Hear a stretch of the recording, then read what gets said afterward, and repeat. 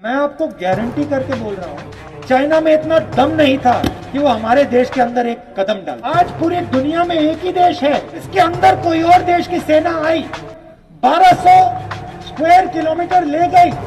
कायर प्रधानमंत्री कहता है इस देश में, इस देश की जमीन किसी ने नहीं ली, और ये अपने आप को देशभक्त कहते हैं। प्रधानमंत्री अपने आप को देशभक्त कहता है और पूरा देश जानता है कि चाइना की सेना हिंदुस्तान के अंदर। कैसा देशभक्त है ये? मैं आपको बता रहा हूं, हमारी सरकार होती ना, उठा के फेंक देते चाइना को बाहर।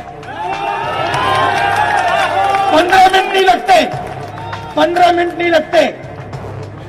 उठा के हमारी सेना, हमारी वायुसेना उठा के चाइना को 100 किलोमीटर पीछे कर देती। पूरे देश को धकेला जा रहा है, मारा जा रहा है, पीटा जा रहा है। मुझे थोड़ा सा धक्का लगे तो क्या बड़ी बात है, कोई फर्क नहीं पड़ता। इंटरेस्टिंग बात यह है, बच्ची का रेप होता है, मर्डर होता है, पूरा एडमिनिस्ट्रेशन परिवार पर आक्रमण करता है और देश के प्रधानमंत्री एक शब्द नहीं कहते। इंटरेस्टिंग बात है, एक व्यक्ति कहता है 22 दिन में लड़ाई खत्म हो जाएगी, तो यह भी नहीं मालूम कि कोरोना है क्या। ये देश अपने युवाओं को रोजगार नहीं दे पाए। नरेंद्र मोदी ने ढांचा तोड़ दिया। आर्मी के किसी भी सिपाही से, जनरल से पूछ लो, आपको बता कि नरेंद्र मोदी ने अपनी इमेज बचाने के लिए देश को झूठ बोला। भारत माता के 1200 स्क्वायर किलोमीटर नरेंद्र मोदी ने चाइना को दे दिया अपनी इमेज बचाने के लिए। बिफोर दिस आप बेटी बचाओ मिशन में थे, हाथरस जा रहे थे, हमारे सामने हमने देखा था पुलिस ने कैसे आपको धक्का दिया। उसके बाद प्रियंका जी के साथ हाथापाई हुई। करीब 500 कांग्रेस वर्कर्स के खिलाफ एफआईआर हो गई है, जर्नलिस्ट पे भी एफआईआर हो रही है। योगी सरकार के इस रवैये पर क्या कहेंगे सर? पूरे देश को धकेला जा रहा है, मारा जा रहा है, पीटा जा रहा है। मुझे थोड़ा सा धक्का लगे तो क्या बड़ी बात है, कोई फर्क नहीं पड़ता। It's not big deal.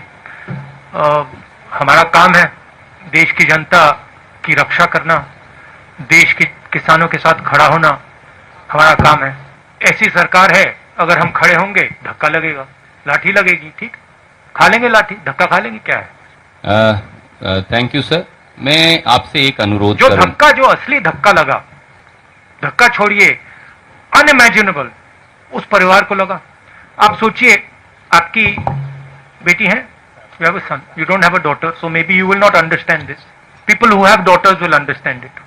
You might not understand the rape aspect, because that is something that Indian women have to deal with.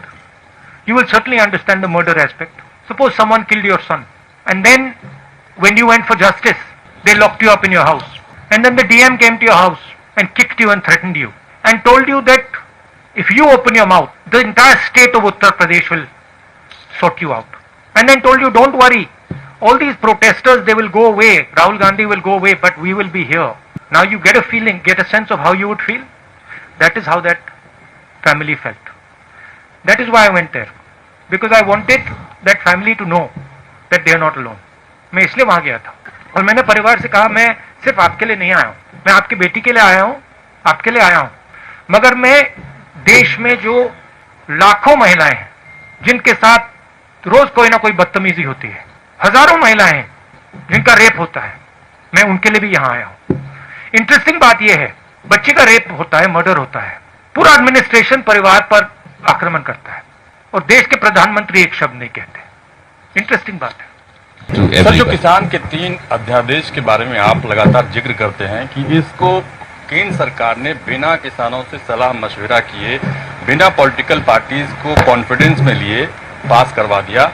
अब चूंकि पंजाब में, हरियाणा के कुछ भागों में भी आंदोलन हो रहा है, लेकिन नरेंद्र मोदी या उनकी सरकार के लोग हमेशा इसका मजाक उड़ाते हैं। वो कहते हैं कि राहुल गांधी ट्रैक्टर यात्रा कर रहे हैं, लेकिन ट्रैक्टर पर गद्दा लगा कर यात्रा कर रहे हैं। वो किसानों की क्या बात करेंगे? और अगर वाकई किसान परेशान हैं देश के दूसरे हिस्सों में, वहां कोई बात क्यों नहीं करता, वहां कोई आंदोलन क्यों नहीं हो रहा?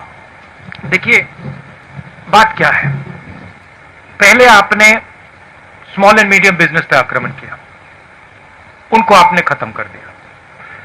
फिर आपने जीएसटी, कोविड के समय आपने अपने 2-3 मित्रों की मदद की, लाखों करोड़ रुपए आपने उनका माफ कर दिया। मजदूर घर पैदल जा रहे थे हजारों किलोमीटर, पानी नहीं था, भोजन नहीं था, आपने एक शब्द नहीं बोला। उनको आपने वार्निंग ही नहीं दी, एक दिन वार्निंग नहीं दी। कमरे में बैठे आपने कहा लॉकडाउन होगा, लॉकडाउन कर दिया, मर गए वो 100-200 लोग वैसे ही मर गए। आपने जो देश की रीढ़ की हड्डी है, जो इस देश को रोजगार देती है, स्मॉल एंड मीडियम बिजनेसेस को खत्म कर दिया है ये देश। और आप देखना, मैंने फरवरी में कोरोना की बात की थी, उन्होंने कहा राहुल गांधी मजाक कर रहा है। अब देखिए समझ किसको है किसको नहीं है। एक व्यक्ति आपको कह रहा है, फरवरी में कह रहा है कि कोरोना से हिंदुस्तान की इकोनॉमी, हिंदुस्तान के लोगों पर बहुत जबरदस्त चोट लगने वाली है, और दूसरा व्यक्ति कह रहा है 22 दिन में ये लड़ाई जीती जाएगी। समझ किसको है ये तो आपको जज करना है, मैं तो नहीं कहूंगा। एक व्यक्ति कहता है 22 दिन में लड़ाई खत्म हो जाएगी, उसको यह भी नहीं मालूम कि कोरोना है क्या, देश क्या है, कैसे चलता है। उस टाइम भी मेरा मजाक उड़ा रहे थे, और अब मैं आपको बता रहा हूं, और आप लिख के ले लीजिए, आज भी मजाक उड़ाएंगे, मगर 6 महीने बाद याद रखना जो मैं आज कह रहा हूं। 2 चीजें आपसे कहूंगा।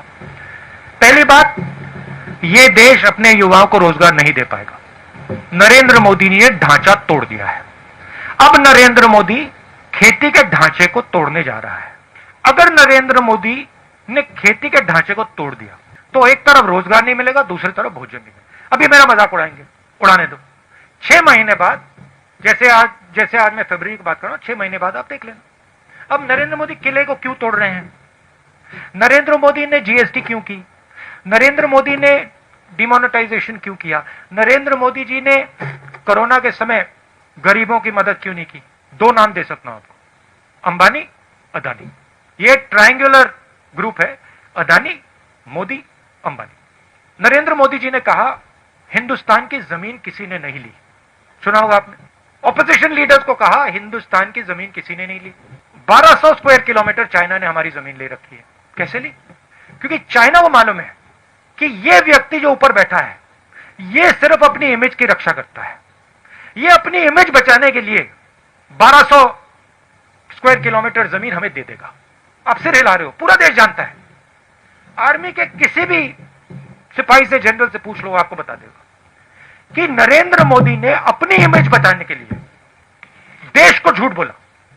भारत माता की बात करते हैं, भारत माता के 1200 स्क्वायर किलोमीटर नरेंद्र मोदी ने चाइना को दे दिए अपनी इमेज बचाने के लिए। रियलिटी है, मानो ना मानो। इसके बारे में नरेंद्र मोदी क्या बोलते हैं? राहुल जी, आप उत्तर प्रदेश गए, आप पंजाब आए हैं, आप लॉकडाउन के दौरान टैक्सी ड्राइवर से बात कर रहे थे। आप जब भी कहीं जाते हैं, किसी इशू को उठाते हैं, बीजेपी की तरफ से एक वर्ड है पॉलिटिकल टूरिज्म। आपको ऐसा लगता है कि जब आप किसी कॉज को, किसी इशू को हाईलाइट करने की कोशिश करते हैं तो उससे डेविएट करने के लिए पॉलिटिकल टूरिज्म की बात आप करिए। अब उत्तर प्रदेश सरकार ये कह रही है कि एक इंटरनेशनल साजिश है यूपी सरकार को बदनाम करने की, जो कुछ हो रहा है वहां पर हाथरस में। या यहाँ पर आपसे सवाल ये पूछा जा रहा था कि गद्दी लगी थी, आप उस टाइप नहीं, मगर ये सवाल कभी नहीं पूछा जाएगा कि नरेंद्र मोदी ने 8000 करोड़ रुपए के लिए 2 हवाई जहाज क्यों खरीदे।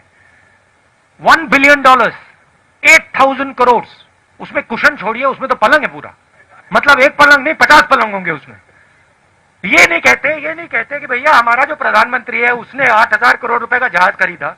क्यों? क्योंकि उसके मित्र ट्रंप के पास जहाज है 8000 करोड़ का, तो उसे भी चाहिए। ये नहीं कहते, ये कहते भैया राहुल गांधी, अमरिंदर सिंह जी गए, ट्रैक्टर पे बैठे थे, किसी ने कुशन लगा दिया। सर, जैसे आपकी पार्टी बोलती है, आपके वर्कर बोलते हैं कि आप जब सत्ता में आए, आपकी सरकार कांग्रेस बनती है तो 3 बिल हैं जो आपने बोला कि हमने वो बंद कर देंगे। अगर वो बंद भी कर देते हैं, जो पोजीशन अभी है, कैप्टन साहब यहाँ बैठे हैं, पहले भी पोजीशन खराब है, खुदकुशियां हो रही हैं, उसके लिए आपके पास प्लान क्या है किसानी को बचाने के लिए? हमारे अगर मैनिफेस्टो को आप पढ़ें, और उसकी कॉपी मैं दे सकता हूं, उसमें क्लियरली लिखा है कि जो फूड सिक्योरिटी का सिस्टम है उसको हम स्ट्रेंथन करेंगे। आज 40 किलोमीटर के रेडियस में मंडी होती है, हम 4 किलोमीटर के रेडियस में मंडी लगाएंगे। इस सिस्टम को, जो इसकी कमियां हैं उसको सुधारने की कोशिश करेंगे, मगर हम इस सिस्टम को तोड़ेंगे नहीं, क्योंकि हम जानते हैं कि अगर हमने ये सिस्टम तोड़ दिया तो किसान गया। अब सिंपलिस्टिक बात है, नरेंद्र मोदी जी को शायद समझ ही नहीं है, पता नहीं। अगर आपने सिस्टम तोड़ दिया, अगर पूरा एग्रीकल्चर का आपने सिस्टम ही तोड़ दिया, तो फिर किसान की प्रोटेक्शन कहां रही? तो हमारी जो फिलॉसफी थी कि हम जानते हैं कि मंडियों में कमी है, हम जानते हैं कि वहां पे करप्शन है, बट हम इस सिस्टम को रिफॉर्म करना चाहते हैं। वो कॉम्प्लिकेटेड मामला है, आसान मामला नहीं। नरेंद्र मोदी जी जो सच्चा चैलेंज है उसको एक्सेप्ट नहीं करना चाहते। नरेंद्र मोदी कहते भैया इसको तो मैं उड़ा देता हूं। अब black money difficult challenge, Narendra Modi उस चैलेंज को एक्सेप्ट नहीं करना चाहते, कहते मैंने नोटबंदी कर दी, खत्म हो गया। क्या लगा? राहुल जी, मेरे आपसे 2 सवाल हैं। एक पहला सवाल है कि जो किसानों के 3 ये जो अध्यादेश आए हैं, इसमें 15 करोड़ किसान ही नहीं 75 करोड़ पीडीएस लाभार्थी भी प्रभावित होंगे। इस पे आपका क्या कहना है? दूसरा, मोदी जी ये कहते हैं कि भाई ये जो अध्यादेश आ रहे हैं इससे किसानों को फायदा होगा, मंडी नहीं खत्म होगी, तो फिर दिक्कत क्या है? अगर किसानों को फायदा होता तो नरेंद्र मोदी जी ने पार्लियामेंट हाउस में डिबेट क्यों नहीं कराई? उधर वो भी बोलते, हम भी बोलते। अगर फायदा होता तो कोरोना के समय जब वो जानते हैं कि किसान बाहर नहीं आ पाएगा, हम हरियाणा जा रहे हैं, आज सरकार कह रही है कोरोना का समय, जब वो जानते हैं कि किसान रेजिस्ट नहीं कर पाएगा, तो उन्होंने ये बिल क्यों पास किया? ऐसे प्रेस कॉन्फ्रेंस में बैठ के क्यों नहीं बोलते नरेंद्र मोदी जी कि ये किसानों के हक में है? पंजाब में आगे क्यों नहीं बोलते? पंजाब के किसानों के साथ खड़े होकर क्यों नहीं बोलते? पहला सवाल। जैसे मैंने कहा, ये एक सिस्टम है, ये सिस्टम हिंदुस्तान का फूड सिक्योरिटी का सिस्टम है। इससे सिर्फ किसानों का नुकसान नहीं होगा, इससे कंज्यूमर का भी नुकसान होगा। एंड में किसान की जमीन जाएगी, उसको सही दाम नहीं मिलेगा।